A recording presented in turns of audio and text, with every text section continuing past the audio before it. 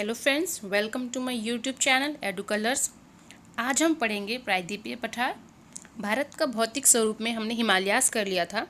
अब उसका अगला लेवल है प्रायद्वीपीय पठार, क्योंकि हम भारत के सारे जो भौतिक स्वरूप है उसके बारे में बात करेंगे।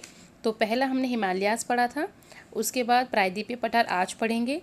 और उत्तर का विशाल मैदान, जो हमारा मरुस्थलीय प्रदेश है, वो समुद्र तटीय मैदान और द्वीप समूह की चर्चा हम बाद में अलग अलग वीडियोस में करते जाएंगे। तो चलिए ये वाला वीडियो शुरू करते हैं। उससे पहले अगर आपको मेरा वीडियो अच्छा लगता है तो कृपया इसे लाइक शेयर ज़रूर करें। नए सब्सक्राइबर का मैं तहे दिल से शुक्रिया अदा करती हूँ। चलिए वीडियो शुरू करते हैं। देखिए, ये है प्रायद्वीपीय पठार।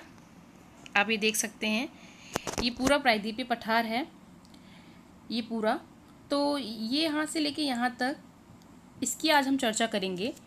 देखिए, प्रायद्वीपीय पठार जो है वो एक मेज की आकृति वाला भूभाग है और ये आग्नेय और रूपांतरित शैलों से मिलकर बना है। और ये प्राचीन जो गोंडवाना लैंड का अंग है, ये प्रायद्वीपीय भूखंड। तो इसकी अगर आप शेप देखेंगे तो यहाँ से लेके यहाँ तक कुछ इसकी जो शेप है वो ट्रायंगल शेप की है। इसकी जो शेप है वो ट्रायंगल है और इसकी जो हाइट है तकरीबन 600 से 900 मीटर के आसपास है। आज हम इस वीडियो में 3 श्रेणियों की बात करेंगे। पहले अरावली श्रेणी, उसके बाद सतपुड़ा श्रेणी और विंध्य श्रेणी। तो चलिए पहले अरावली श्रेणी के बारे में बात कर लेते हैं। तो अरावली श्रेणी जो है वो तकरीबन, ये कहाँ से शुरुआत होती है इसकी, साउथ वेस्ट गुजरात से शुरू होकर नॉर्थ ईस्ट दिल्ली तक तकरीबन 800 किलोमीटर की इसकी लंबाई है। और इसे दिल्ली की पहाड़ियों के नाम से भी जाना जाता है। और इसकी जो हाईएस्ट चोटी है वो गुरु शिखर है और उसकी जो ऊंचाई है वो 1722 मीटर है। और अरावली श्रेणी में जो नदियाँ बहती हैं वो माही और लूनी है। लूनी जो है वो यहाँ पर कच्छ के रण में बिल्कुल लुप्त हो जाती है, दलदली क्षेत्र में लुप्त हो जाती है। अब हम बात करते हैं विंध्य श्रेणी की। विंध्य श्रेणी की अगर हम बात करें तो ये एक बहुत पुराने पर्वत है, हालांकि अरावली उससे भी पुराने हैं। तो ये एक पुराने पर्वत हैं और इसका जो फैलाव है वो मालवा के पठार से, मतलब झारखंड, उत्तर प्रदेश और छत्तीसगढ़ में इसका फैलाव है। और इसकी जो ऊंचाई है, औसत ऊंचाई, वो 450 मीटर से 600 मीटर के आसपास है। और अब हम बात करेंगे सतपुड़ा श्रेणी की। सतपुड़ा श्रेणी जो है ये एक ब्लॉक पर्वत का उदाहरण है और यहाँ से नर्मदा और तापी नदियाँ, जो घाटियाँ हैं, वो मिलती हैं। और सतपुड़ा की जो श्रेणी है उनको 3 भागों में बांटा गया है। वेस्ट में राजपीपला की पहाड़ियाँ, सेंटर में महादेव पर्वत, ये देख सकते हैं यहाँ पे, ये महादेव पर्वत है। और इसके बाद जो ईस्ट में मैकाल पर्वत, यहाँ पे और ईस्ट में यहाँ मैकाल पर्वत है। और धूपगढ़ जो है वो 1350 मीटर ऊंची एक पर्वत श्रृंखला है, जो कि सतपुड़ा श्रेणी की सबसे ऊंची चोटी है, जो पंचमढ़ी पहाड़ी पर स्थित है। अभी मैंने बात की थी मैकाल पर्वत की। तो मैकाल पर्वत जो है वो छत्तीसगढ़ राज्य में है और यहाँ की जो सबसे ऊंची सर्वोच्च शिखर है वो है अमरकंटक। अमरकंटक, जी हाँ, ये वही अमरकंटक है जो जिससे 3 नदियाँ यहाँ से निकलती हैं। इसकी ऊंचाई है 1036 मीटर। और यहाँ से 3 नदियाँ, नर्मदा नदी, सोन नदी और महानदी, कुछ इस तरीके से, नर्मदा नदी यहाँ पे, सोन नदी उत्तर की साइड में और महानदी इस साइड में, इस तरीके से उसकी जो डायरेक्शन है नदियों की वो है। अब हम बात करते हैं इस मध्यवर्ती उच्च भूमि की। तो यहाँ पर जो सबसे इम्पोर्टेंट है वो है 2 पठार। पहला है मालवा का पठार और दूसरा है छोटा नागपुर का पठार। तो जो मालवा का पठार है वो अरावली, नॉर्थ वेस्ट में अरावली, सेंटर में विंध्य पर्वत और ईस्ट में महादेव श्रृंखला से घिरा हुआ है। यहाँ से 3 नदियाँ निकलती हैं, चंबल, बेतवा और केन। ये 3 नदियाँ यहाँ से निकलती हैं। इसके अलावा हम बात करेंगे, यहाँ पर पड़ता है छोटा नागपुर का पठार। इसे हम बुंदेलखंड का भी एरिया कहते हैं। और यहाँ से जो नदियाँ बहती हैं वो दामोदर और स्वर्ण रेखा है। छोटा नागपुर का पठार जो है वो बिहार राज्य के गया जिला तक फैला हुआ है।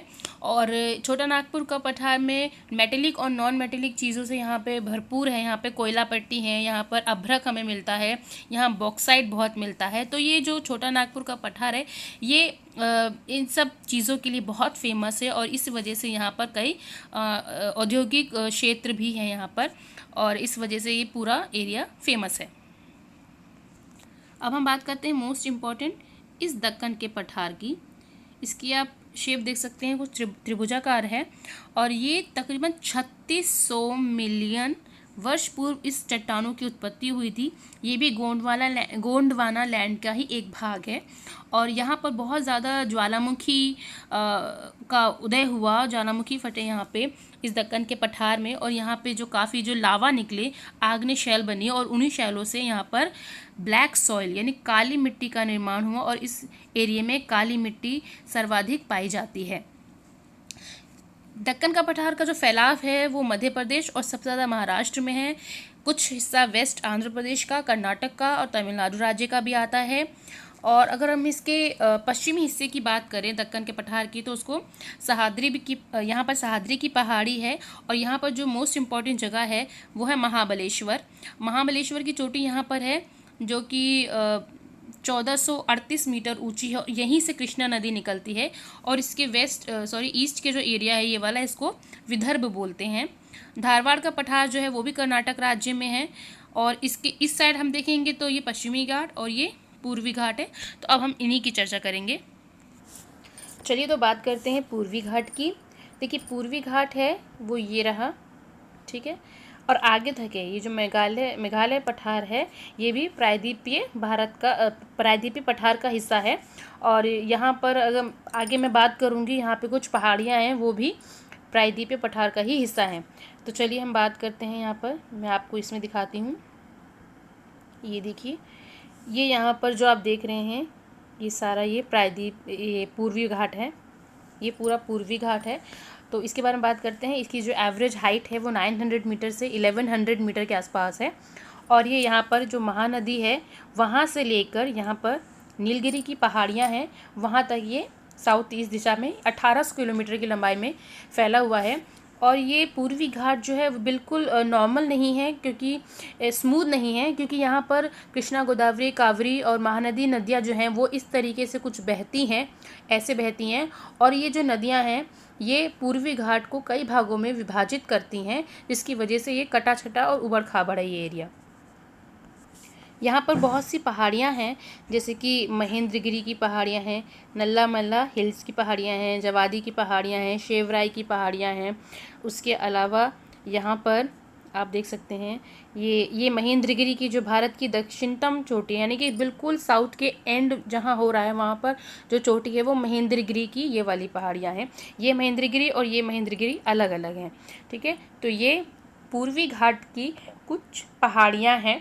पूर्वी घाट जो है वो प्रायद्वीपीय पठार के पूर्वी भाग में फैला हुआ है, इसलिए इसको पूर्वाद्री भी कहा जाता है। और यहाँ की जो सबसे ऊंची चोटी है वो विशाखापट्टनम चोटी है जो कि 1680 मीटर है।